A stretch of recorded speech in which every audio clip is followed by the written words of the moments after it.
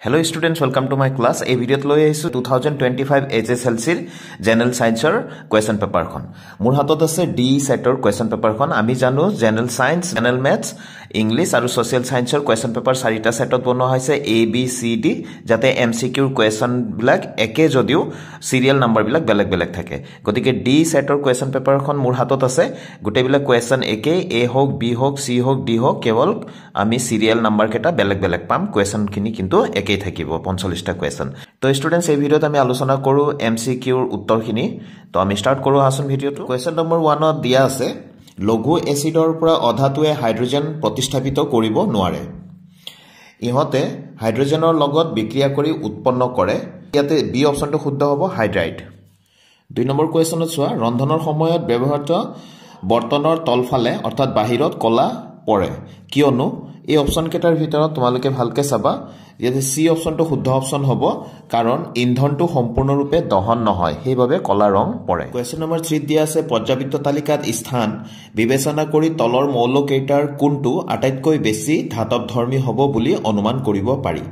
তো এইকেটাৰ ভিতৰত এই অপচনটো আমাৰ শুদ্ধ অপচন হ'ব জি এ অৰ্থাৎ গেলিয়াম Question number 4 চোৱা বৰণ এটা অধাতু আৰু পৰ্যাবৃত্ত তালিকাত বৰণৰ স্থান হ'ল বৰ্গ 13 আৰু পৰ্যায় 2 তেন্তে বৰণে কেনেকৈ বেলেগ মৌলৰ সৈতে বান্ধনী গঠন কৰে ইয়াতে আমাৰ বি অপচনটো আমাৰ শুদ্ধ হ'ব তিনিটা ইলেক্ট্ৰনৰ ভাগ বতৰা কৰি Question number 5 চোৱা ইয়াত আছে আধুনিক পৰ্যাবৃত্ত তালিকাত পৰ্যায়ৰ দিশে যোজ্যতাৰ প্ৰৱণতা কি তাৰমানে কি ধৰণে যোজ্যতাটো সলনি হয় পৰ্যায় এটাত তো ইয়াতে আমাৰ সি অপচনটো শুদ্ধ হ'ব ই বাঢ়িব আৰু পিছত কমিব কোয়েশ্চন নম্বৰ 6 দিয়া আছে এজন ছাত্ৰই 10 সেন্টিমিটাৰ ফোকাস দৈৰ্ঘ্যৰ অবতল দাপোনেৰে এটা অনুশীলন কৰিছে তেওঁ এটা লক্ষ্য বস্তু দাপোনখনৰ পৰা 15 সেন্টিমিটাৰ দূৰত্বত ৰাখিলে প্ৰতিবিম্ব কোট গঠন হ'ব পাৰে তো ইয়াতে প্ৰথমতে ছাত্ৰজনে যেটো দাপোন লৈছিলে অবতল দাপোন আছিল অবতল দাপোনৰ ফোকাস দৈৰ্ঘ্য 10 সেন্টিমিটাৰ দিয়া আছে অৰ্থাৎ f = আমি -10 সেন্টিমিটাৰ ল'ব লাগিব ঠিক আছে f = -10 সেন্টিমিটাৰ কিয় ল'ব লাগিব মাইনাসত আমি যেহেতু অবতল দাপোন হয় অবতল দাপোনৰ ফোকাস দৈৰ্ঘ্য মাইনাসত লোৱা যায় তাৰ পিছত লক্ষ্য বস্তুৰ দূৰত্ব অৰ্থাৎ ইউ টো আমি 15 সেন্টিমিটাৰ যেহেতু দিয়া আছে লক্ষ্য বস্তুৰ দূৰত্ব দাপোনখনৰ পৰা ইউ টো সদায় মাইনাসত লোৱা যায় গতিকে ইউ = -15 সেন্টিমিটাৰ তুমি ল'ব লাগিব তো 1/v + 1/u = 1/f সেই ফৰ্মুলা দাপোনৰ সূত্ৰটো ব্যৱহাৰ কৰি তুমি অংকটো কৰিলে তোমালোকে পাবা যে v = -30 বুলি পাম তো যেহেতু v = -30 বুলি পাম গতিকে ডি অপচনটো আমাৰ শুদ্ধ হ'ব দাপোনখনৰ সন্মুখত 30 সেন্টিমিটাৰ দূৰত্বত তো অৰ্থাৎ v যেহেতু মাইনাসত ওলাল অৰ্থাৎ প্ৰতিবিম্বটো দাপোনখনৰ সন্মুখত সৃষ্টি হ'ব উৎপন্ন হ'ব গতিকে দাপোনৰ সন্মুখত 30 সেন্টিমিটাৰ দূৰত্বত বুলি আমি এই ডি অপচনটো আমাৰ শুদ্ধ অপচন এবাৰ আমি কোয়েশ্চন নম্বৰ 7 লৈ আহো ইয়াতে আছে এজন লোকৰ স্বাস্থ্য পৰীক্ষাৰ সময়ত গম পোৱা গ'ল যে তেওঁৰ চকুৰ লেন্সৰ ভাঁজ ব্যাসাৰ্ধ প্ৰসাৰিত হৈছে চকুৰ বিকাৰ হ'ব তো ইয়াতে এই অপচনটো আমাৰ শুদ্ধ হ'ব মায়োপিয়া কোয়েশ্চন নম্বৰ 8 ত চোৱা ইয়াতে আছে এজন লোকে এটা বস্তু 2 মিটাৰৰ দূৰত্বৰ ওপৰত ৰাখিলে ভালদৰে দেখা নাপায় চকুৰ এই বিকাৰ নাইকিয়া কৰিবৰ বাবে লেন্সৰ ক্ষমতা ব্যৱহাৰ কৰিব লাগিব ইয়াৰ উত্তৰটো হ'ব a - 0.5 ডায়োপ্টাৰ কোয়েশ্চন নম্বৰ 9 ত চোৱা কৈছে ওমৰ সূত্ৰ v = ir ৰ অধ্যয়নৰ পিছত এজন ছাত্ৰই তলৰ তালিকাখন প্ৰস্তুত কৰিলে এই তালিকাখন প্ৰস্তুত কৰিলে ইয়াতে x আৰু y আছে ইয়াৰ মানটো উলিয়াব লাগে তো স্টুডেন্টস অংকটো কৰিলে উত্তৰ এ অপচনটো আমাৰ শুদ্ধ হ'ব 0.3 আৰু 2 এবাৰ আহিলো কোয়েশ্চন নম্বৰ 10 ত ইয়াত দিয়া আছে ধাতুৰ বৈদ্যুতিক সামগ্ৰীসমূহ সাধাৰণতে ভূ সংযোগী তাৰেৰে সংযোগ কৰা হয় তাৰডাল ভূ সংযোগী কৰাৰ কাৰণ কি অৰ্থাৎ আৰ্থিং যে কৰা যায় আৰ্থিং কৰাৰ কাৰণটো কি হয় তো ইয়াৰ শুদ্ধ অপচনটো হৈ যাব বি অপচনটো বিদ্যুৎ অৱক্ষয়ৰ ৰোধৰ বাবে তাৰমানে যেটো কাৰেন্টৰ যেটো লিকেজ থাকে হেতু ৰোধৰ বাবে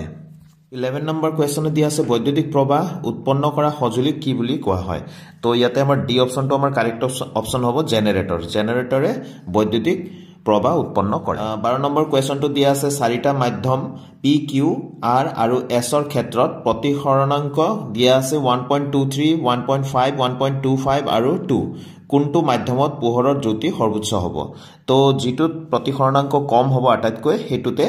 পোহৰৰ দ্ৰুতি সৰ্বোচ্চ হ'ব তো আটাইতকৈ কম আছে একেটাৰ ভিতৰত 1.23 গতিকে পি অপচনটো আমাৰ শুদ্ধ অপচন হ'ব গতিকে ইয়াতে এ অপচনত আছে পি2 গতিকে এ অপচনটো আমাৰ কাৰেক্ট অপচন হ'ব 13 নম্বৰ কুৱেশ্যনত দিয়া আছে কোনটো বিকল্পই সূৰ্যোদয় আৰু সূৰ্যাস্তৰ সময়ত বেলিটো ৰঙা পৰাৰ সমৰ্থন কৰে তো এই কুৱেশ্যনৰ কাৰেক্ট অপচনটো হ'ব সি অপচন ইয়াত কৈছে ৰঙা ৰঙৰ তৰংগ দৈৰ্ঘ্য বেছি হেহে ই অধিক দূৰত্বলৈ চালিত হয় কোৱেশ্যন নম্বৰ 14 তলৰ কোনখিনি আৱৰ্জনাৰ গোটক জীৱ অনিম্নীকৰণ গোট হিচাপে ভাগ কৰিব পাৰি তো ইয়াত কাৰেক্ট অপচনটো হ'ব বি অপচনটো ইয়াত দিয়া আছে পলিথিনৰ বেগ প্লাষ্টিকৰ পুতলা এইকেইটা হল জীৱ অনিম্নীকৰণ পদাৰ্থ কোৱেশ্যন নম্বৰ 15 দিয়া আছে সোৱা তলৰ কোনটো প্ৰক্ৰিয়াই সৌৰ শক্তিৰ দ্বাৰা প্ৰজ্বলিত বৈদ্যুতিক চাকিৰ ব্যাখ্যা কৰে ইয়াতে বি অপচনটো আমাৰ কাৰেক্ট অপচন হ'ব সৌৰ শক্তিৰ পৰা বৈদ্যুতিক শক্তিৰ ৰূপান্তৰ এবাৰ 16 নম্বৰ কুৱেশ্যনত দিয়া আছে অবতল লেন্স এখনৰ ফোকাস দৈৰ্ঘ্য 20 সেন্টিমিটাৰ লেন্সখনৰ ক্ষমতা কিমান তো অংকটো কৰিলে তোমালোকে পাবা কাৰেক্ট অপচনটো হ'ব এ অপচন -5 ডায়োপ্টাৰ 17 নম্বৰ কুৱেশ্যনত দিয়া আছে এটা বৈদ্যুতিক বাল্ব 200 ভল্টৰ বিদ্যুৎ উৎপাদক যন্ত্ৰ এটাৰ লগত সংযোগ কৰা হৈছে প্ৰবাহৰ মান 0.4 এম্পিয়াৰ বাল্বটোৰ ক্ষমতা কি হ'ব তো বাল্বটোৰ ক্ষমতাটো উলিয়াবলৈ হলে এই দুটা পূৰণ কৰি দিলে হল তোমালোকে পাবা সি অপচনটো 80 ওয়াট এবাৰ 18 নম্বৰ কুৱেশ্যনত দিয়া আছে তলত দিয়া উক্তিসমূহৰ পৰা শুদ্ধ উক্তিখিনি উলিওৱা কোনটো শুদ্ধ হ'ব হেতু উলিয়াব লাগে তো ইয়াতে বি অপচনটো আমাৰ শুদ্ধ স্টেটমেন্ট আমাৰ যেটো উক্তি তিনিটা অক্সিজেনৰ পৰমাণুৱে অজনৰ এটা অণু গঠন কৰে ঠিক আছে 19 নম্বৰ কুৱেশ্যনত দিয়া আছে তলৰ কোনটো সৌৰ শক্তি আধাৰিত নহয় তো ইয়াৰে শুদ্ধ উত্তৰটো হৈ গল বি অপচন নিউক্লিয় শক্তি কুৱেশ্যন নম্বৰ 20 দিয়া আছে তলৰ কোনটো নদী বান্ধ ব্যৱহাৰক ব্যাখ্যা কৰে কাৰেক্ট অপচনটো হ'ব বি অপচন জলসিঞ্চনৰ ব্যৱস্থা কৰা আৰু বিদ্যুৎ উৎপাদন কৰিবলৈ নদী বান্ধ আসলতে দিয়া যায় 21 নম্বৰ কুৱেশ্যনত সোৱা এডাল ধাতুৰ দণ্ড PQ এখন চৌম্বক ক্ষেত্ৰত ৰখা হৈছে ইয়াতে এটা চিত্ৰ এটা দিয়া হৈছে এডাল PQ চৌম্বক ক্ষেত্ৰ এটোৱে বুজাইছে এটা দেখিছানে ৰখা হৈছে দণ্ডডালৰ দুই মেৰু এটা বেটাৰীৰ সৈতে সংযোগ কৰা হৈছে তো দণ্ডডাল কোন দিশে ঘূৰিব এটো ভালকে চালে আৰু আমি ফ্লেমিঙৰ সোহাতৰ নীতি যদি আমি ব্যৱহাৰ কৰো ইয়াৰ কাৰেক্ট অপচনটো হ'ব অপচন ডি ক্ষেত্ৰৰ বাহিৰলৈ 22 নম্বৰ কুৱেশ্যনত দিয়া আছে সলেনয়েড এটাৰ চম্বক বলৰেখা দণ্ড চুম্বক এডালৰ চম্বক বলৰেখাৰ লগত একে কোনটো চিত্ৰই সলেনয়েড এটাক এডাল দণ্ড চুম্বকেৰে খুচাব তো সি অপচনটো ইয়াত কাৰেক্ট হ'ব আমি জানো সলেনয়েডৰ এটা প্ৰান্তই উত্তৰ মেৰু হিচাপে কাম কৰে আনটো প্ৰান্তই দক্ষিণ মেৰু হিচাপে কাম কৰে আৰু উত্তৰ মেৰুৰ পৰা চম্বক বলৰেখাবোৰ আহি দক্ষিণ মেৰুৰ ফালে সোমায় ঠিক আছে আৰু দেখা দেই দুটা যদিও একে উত্তৰৰ পৰা এনেকে উলাই গৈছে দক্ষিণেদি সোমাইছে কিন্তু এনেকে সিধা সিধি নহয় এনেকে গৈ পেলাই এনেকে ইয়াতে উত্তৰৰ পৰা উলাই দক্ষিণ মেৰুৰ ফালে বলৰেখাবোৰ সোমোৱা যেন লাগিব আৰু ভিতৰত আসলতে সমান্তৰাল থাকিব গতিকে যেনক সি অপচনটো আমাৰ কাৰেক্ট অপচন হ'ব ইয়াতে 23 নম্বৰ কুৱেশ্যনত দিয়া আছে তলৰ কোনটো ৰাশিয়ে বৈদ্যুতিক ক্ষমতা নিৰ্দেশ নকৰে এই বাকি কেটাই বৈদ্যুতিক ক্ষমতাক নিৰ্দেশ দিয়ে অৰ্থাৎ বৈদ্যুতিক ক্ষমতা বুজাব কিন্তু ডি অপচনটো আইআৰ স্কয়াৰ এটো বৈদ্যুতিক ক্ষমতাক নিৰ্দেশ নিদিয়ে 24 নম্বৰ কুৱেশ্যনত পাইৰুভেট অণু ভাঙি কাৰ্বন ডাই অক্সাইড পানী আৰু শক্তি উৎপন্ন হোৱা বিক্ৰিয়াটো সম্পাদিত হয় বি অপচনটো কাৰেক্ট অপচন হ'ব ইয়াৰ বাবে মাইটকন্ড্ৰিয়াত এই বিক্ৰিয়াটো কত সংঘটিত হয় মাইটকন্ড্ৰিয়াত 25 নম্বৰ কুৱেশ্যনত সোৱা তলত উল্লেখ কৰা কোনবিধ উদ্ভিদৰ সঞ্জীৱনী পদাৰ্থ বি অপচনটো শুদ্ধ হ'ব সাইটোকাইনিনটো উদ্ভিদৰ সঞ্জীৱনী পদাৰ্থ বা হৰমন 26 নম্বৰ কুৱেশ্যনত দিয়া আছে অযৌন প্ৰজননৰ মুকুলোদ্গম সংঘটিত হয় ইষ্টত অযৌন প্ৰজননৰ মুকুলোদ্গম সংঘটিত হয় 27 নম্বৰ কুৱেশ্যনত দিয়া আছে সমসংস্থ অংগৰ উদাহৰণবোৰ হল ইয়াতে যিকেটা উদাহৰণ দিয়া আছে সোৱা আলু আৰু ঘাঁহৰ খিপা সমসংস্থ অংগৰ উদাহৰণ হয় আমাৰ বাহু আৰু কুকুৰৰ আঠে সমসংস্থ অংগৰ উদাহৰণ হয় আমাৰ দাঁত আৰু হাতীৰ দাঁত সমসংস্থ অংগৰ উদাহৰণ হয় সেইভাবে ডি অপচনটো কাৰেক্ট অপচন হ'ব ওপৰৰ আটাইকেইটা 28 নম্বৰ কুৱেশ্যনত সোৱা বিবৰ্তনৰ লগত তলৰ কোনটো সাধাৰণভাৱে জড়িত আসলতে আমাৰ বিবৰ্তনৰ লগত ইংলিছত সোৱা উই হ্যাভ মোৰ ইন কমন উইথ আমাৰ বিবৰ্তনৰ লগত তলৰ কোনটো সাধাৰণভাৱে জড়িত গোটেইকেইটাৰ ভিতৰত তোমালোকে পঢ়ি চাবা ইয়াতে এজন চীনা স্কুলীয়া ছাত্ৰ অৰ্থাৎ মানুহৰ লগতে আমাৰ বিবৰ্তনটো সম্বন্ধ হ'ব হয়নে নহয় উত্তৰটো হ'ব এ এজন চীনা স্কুলীয়া ছাত্ৰ 29 নম্বৰ কুৱেশ্যনত দিয়া আছে মানুহৰ বৃক্ক দুটা কোনটো তন্ত্ৰৰ অংশ এ অপচনটো শুদ্ধ হ'ব এক্সৰেচন বা ৰেচন তন্ত্ৰৰ অংশ হয় বৃক্ক দুটা কিডনি দুটা 30 নম্বৰ কুৱেশ্যনত দিয়া আছে আমাৰ জিনীয় হাছৰ পৰা আমি আভাস পাওঁ বি অপচনটো শুদ্ধ হ'ব আফ্ৰিকান ৰুটছ বা আফ্ৰিকান মূলৰ পৰা আমাৰ জিনৰ পৰা আমি গম পাওঁ যে আমি আফ্ৰিকাৰ পৰা ওলাই অহা বুলি 31 নম্বৰ কুৱেশ্যনত দিয়া আছে নিষেচন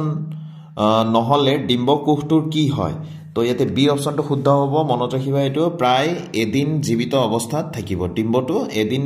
জিয়াই থাকিব প্ৰায় এদিন জিয়াই থাকিব তাৰ পিছত এটো মৰি যাব নিখেচন নহলে 32 নম্বৰ কোৱেশ্চন মানুহৰ ক্ষেত্ৰত সাধাৰণ সিস্টলিক চাপৰ মাত্ৰা প্ৰায় অপশন এ টু কাৰেক্ট হ'ব 120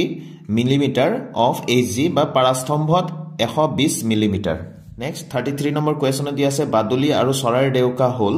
বাদুলি আৰু চৰাইৰ ডেউকাটো আমি জানো সমবৃত্তিক অংগ কাম একে কৰে কিন্তু উৰিবৰ কাৰণে ব্যৱহাৰ হয় কিন্তু সিহঁতৰ গঠন বেলেগ বেলেগ হয়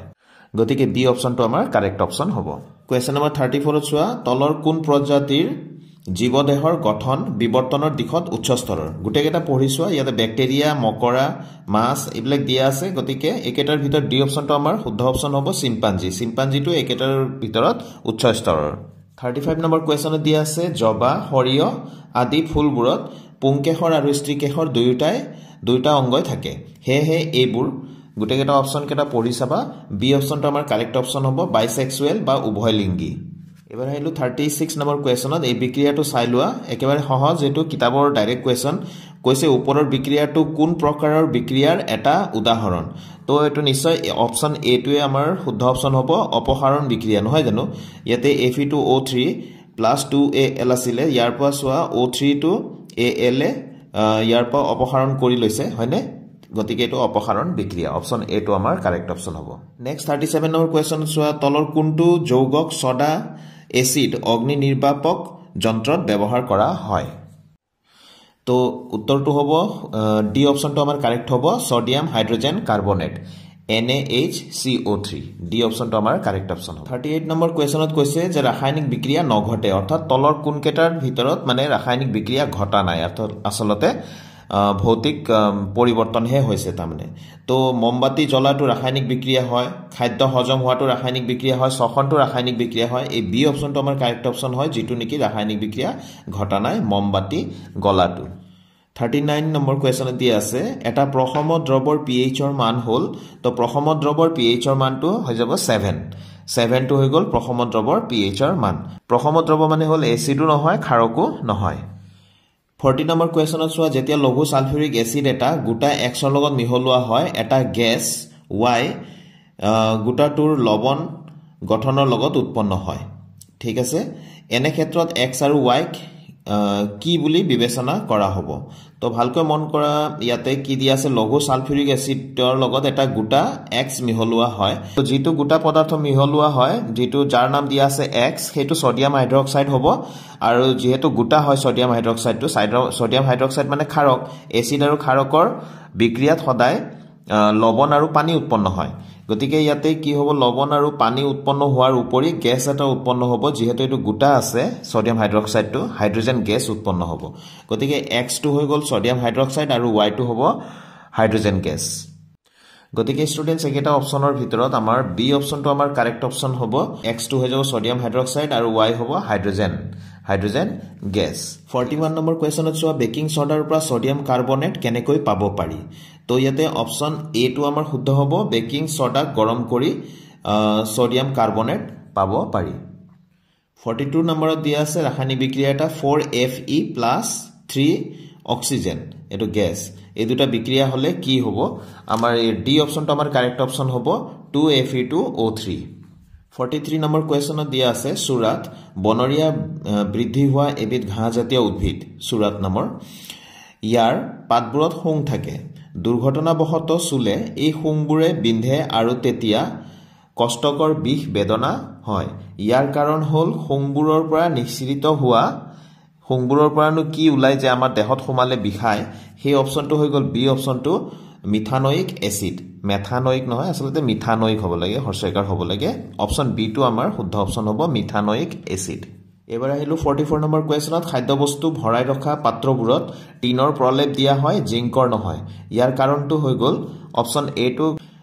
তাৰ মানে টিনতকৈ অধিক সক্ৰিয় জিংক গতিকে যেহেতু বিক্ৰিয়া কৰিব পাৰে খাদ্যবস্তুৰ লগত আৰু বিক্ৰিয়া হৈ বেয়া বস্তু উৎপন্ন হ'ব পাৰে সেই কাৰণে জিংকৰ ঠাইত টিনৰ প্ৰলেপ দিয়া হয় অপশন এ টো আমাৰ কাৰেক্ট অপশন 45 নম্বৰ কুৱেশ্যনত চোৱা 24 ক্যাৰেট বিশুদ্ধ সোণ বৰ কোমল হেহে বিশুদ্ধ সোণৰ গহনা তৈয়াৰ কৰা অসুবিধাজনক ইয়াক টান কৰিবলৈ অৰ্থাৎ 22 ক্যাৰেট সোণ বনাবলৈ দুভাগ ডেশ সংকৰিত কৰা হয় অৰ্থাৎ কিছুমান বস্তু মিহলোৱা হয় কি মিহলোৱা হয় ইয়াত চোৱাচোন অপচন এ টু আমাৰ শুদ্ধ অপচন হ'ব সিলভাৰ বা কপাৰ সোণৰ সৈতে মিক্স কৰি প্লাই 22 ক্যাৰেট কৰা যায় যাতে গহনা প্ৰস্তুত কৰিব পাৰি গতিকে অপচন এ টু আমাৰ কাৰেক্ট অপচন হ'ব তো ইয়াৰ লগে লগে আমি এই কুৱেশ্যন পেপাৰখনত থকা 45 টা এমসিকিউ আমি আলোচনা কৰিলো গুটেকেটাৰ শুদ্ধ উত্তৰ কেটা মই দি দিছো তো আজিৰ ভিডিওটো ইয়াতে সামৰিছো students thank you students keep watching